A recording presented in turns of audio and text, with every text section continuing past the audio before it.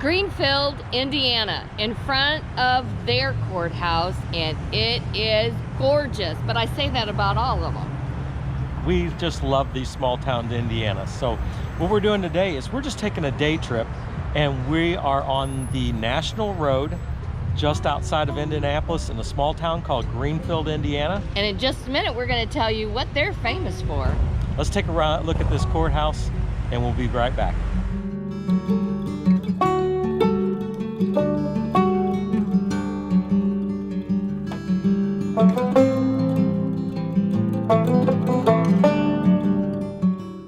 We found a bench here in Courthouse Plaza with, as you see, the courthouse behind us, and it is beautiful. That's Indiana limestone, am I right? Mm-hmm. Yeah, gorgeous. But we see a lot that are made of Indiana limestone. Right, they have a really nice fountain behind us. You might hear that. Yeah. Herky just took a little spin around the top of it and took a look at it. So the courthouse was built here in the late 1800s, and the town really became famous and popular because of a couple different things. In the late 1800s, they discovered natural gas here, and it brought a lot of people to this town. And one of the most famous residents of the town is James Wickham Reilly. And we're going to take a look at his house here in a minute. We'll tell you more about him when we walk down there. But the courthouse is beautiful. It's right here on 40, which was the first road in the United States that was commissioned by the federal government. So let's take a look at these grounds, and I think you're going to really enjoy them.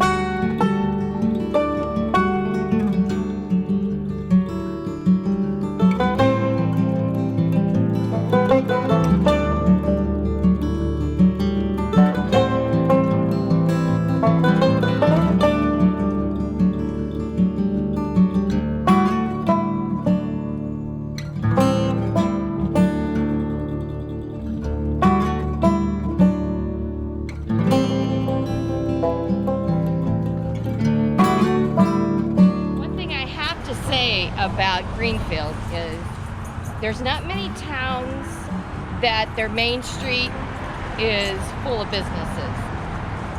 Greenfield and Vincennes, so far we have found, is full of businesses on Main Street. I love that. So we're just a few blocks from the courthouse, and we're walking down to the James Wickham Reilly house, and we're going to take a look at that. But as we walk, it's really cool to see all these neat restored houses here. So let's take a look and see what we can find. So James Wickham Reilly was a poet and an author, but I think his most well-known work would be Little Orphan Annie. Now, he did not write the cartoon, but he wrote the poem that eventually led to the cartoon. So this is him I'm sitting next to. His house that he grew up in is behind me, and the museum is next door. We're going to take a look.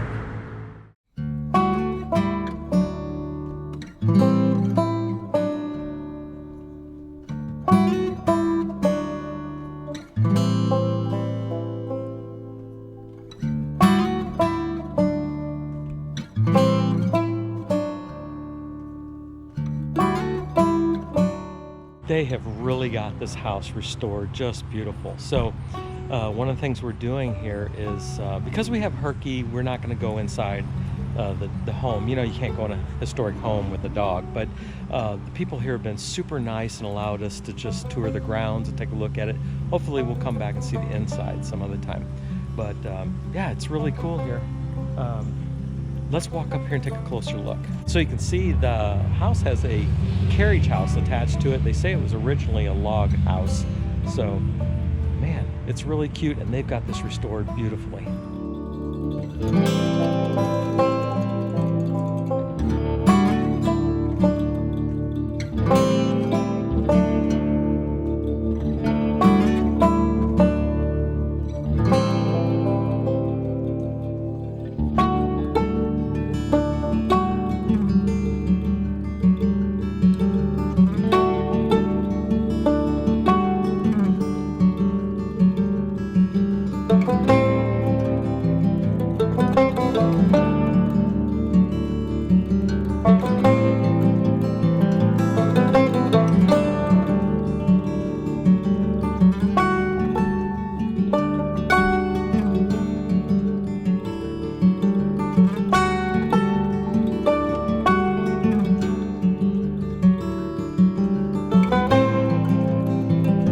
There's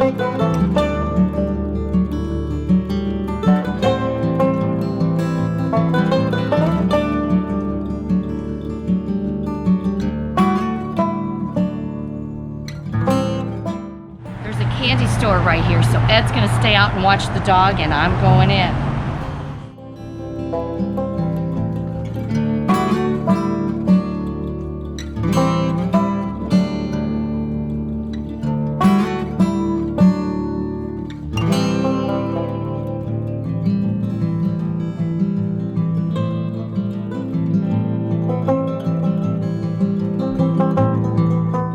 Wow, I think these panels are really beautiful. So if you look, they have each branch of the service is represented here, and just a beautiful depiction of the service during World War II. Look at this one. You see this nurse bandaging a wounded soldier. This one here represents the Army panel. Here's the Marine Corps, and you see them storming the beaches there in Normandy. Just a very inspiring place to be and take a look at. So on my channel, I very seldom give any kind of commentary on political things or that, but I was just here in front of this memorial, and there was a young lady here with her children, and her son said to her, what was World War II about? I don't know anything about this. And to my dismay, the young lady said, I don't know, honey. I didn't pay any attention to this history in school. What a shame. It's not a judgment on the young lady, but what I would like to encourage everybody to do is, take some time and talk to your children about history. All my uncles served in World War II, and I remember them sitting around the table at night playing cards and talking about their war experiences. Those things are etched in my memory forever, and I would like to encourage everybody to take the opportunity to teach our children about our history and how we fought evil in the world, and that's what these places represent.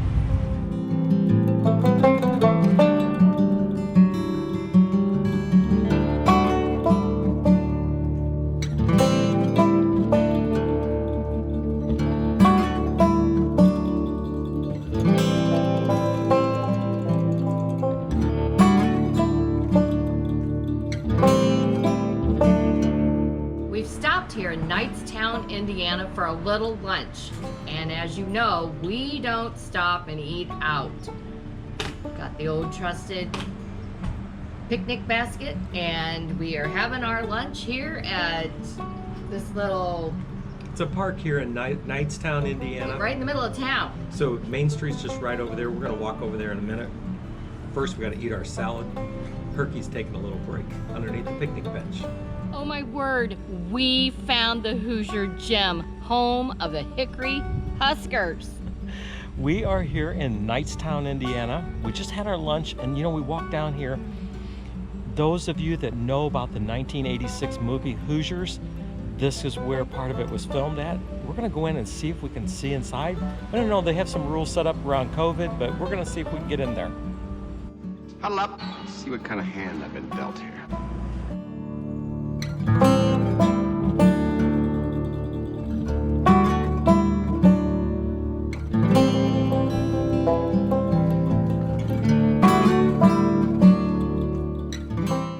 Wow, this is awesome. Standing here in the gym. It looks just like it did in the movies. I can just picture Gene Hackman sitting over here on the sidelines. The paint color's the same. The way the bleachers are all set up, it looks really good. So excited to be here and look around. We're gonna take a little tour here and see what they have to offer. But wow, my first impressions are, it's awesome. This is the floor from 1936. Wow. So it's seen a lot of action, and it is the same one that they used in the movie. So Welcome to Indiana basketball. Welcome to Indiana basketball.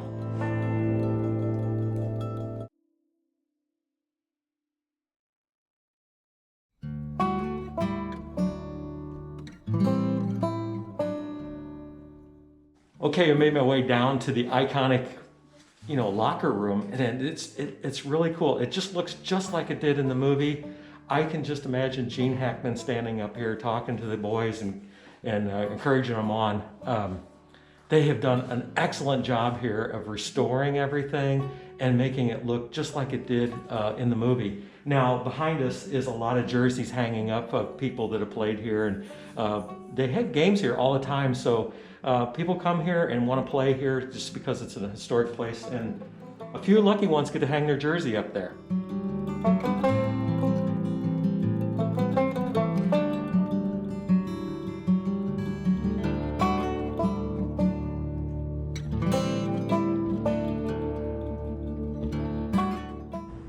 I just had to take myself back up here in the bleachers a minute and look at the court from this perspective.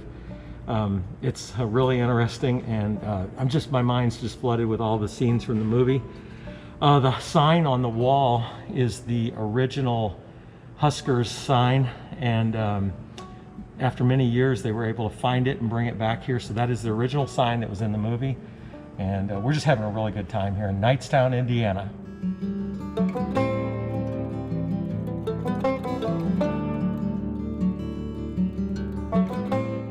Wow, what a gem we found here in Knightstown, Indiana. Holy cow. That was a lot of fun. I really enjoyed that. I think I liked seeing the floor, and the lady said that was the original floor from 1936, so that was pretty cool. And then going down in that locker room, man, I could just imagine Gene Hackman standing there. So. I don't know how many people would ever travel here to Knightstown, but seriously, if you are anywhere near this, you've got to come see this. It is amazing. So we had a great time. We're gonna head on up to Main Street and see what they have to offer up on Main Street. But I saw an ice cream shop. If we don't see anything else, this was awesome. Yeah. All right. The National Road, still headed east, you come to Cambridge City, Indiana, and they have a town sale, like a market. A market going on. So Woohoo! we think we're getting here towards the end of it, but we're going to go down here and take a look at it. The sign here is a little faded, but it shows the importance of Cambridge City here. So if you look, it was a very important transportation hub back in the day. So you had the National Road that came through here. You had the railroads that went through this area from 1853 all the way up to 1978. And then had an abundant supply of water here because of the mill. So from 1846 to 1945 was the mill operated here. And then, two of the other things I think is really important is the Whitewater Canal. And then also across Indiana there was a electric rail system called the Interurban, and it actually ran through up near where we live. But this was a spot that the Interurban ran through. I think when I study the Interurban, it's kind of interesting. It's like, man, they should have kept that. It was an electric rail system throughout Indiana that provided transportation all the way to Indianapolis from Cincinnati. So, yeah, pretty cool. We're having a good time here. Neat little historic town.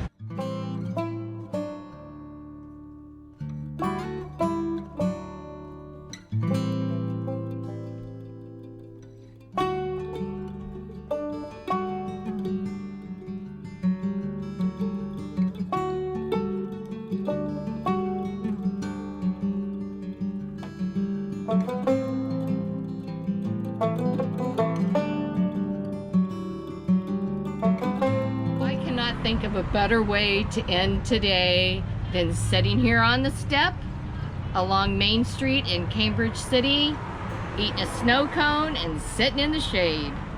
We've had a great day here coming out the National Road all the way to Cambridge City. I hope you enjoyed the neat little spots that we found today. I think, one of my highlights was going to that gym was was awesome. So. Although the building across the street's pretty amazing to look at too, So we've had a great time. Thanks for following along with us. We're gonna sit here and she's gonna eat her snow cone, and I don't know what Herky, what are you doing? I would normally say we're gonna walk the dog, but I think he's walked out for the day. Yes, we're gonna give him water. Are you thirsty? Okay, thanks for following along. We'll see you next week. Bye now.